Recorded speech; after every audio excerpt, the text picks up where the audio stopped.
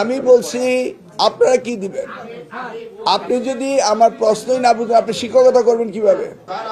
Excuse me, I am talking, you are teacher, don't interrupt any others while somebody is talking. হ্যাঁ, তো উনি বললেন কেন তো আগে আগে আগে আপনি চেয়ারম্যান জানতেন না, ওনাকে আগে মাইক্রোফোন দিলেন কেন?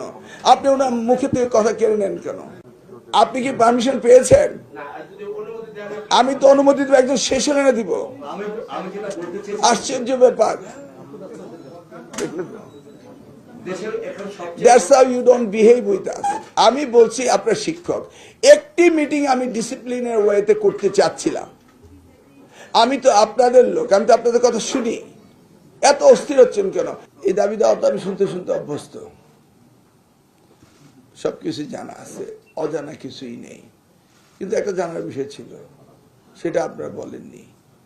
সেটা হলো দাবি ভুইয়া দাবি করছে, সবসময় করছে।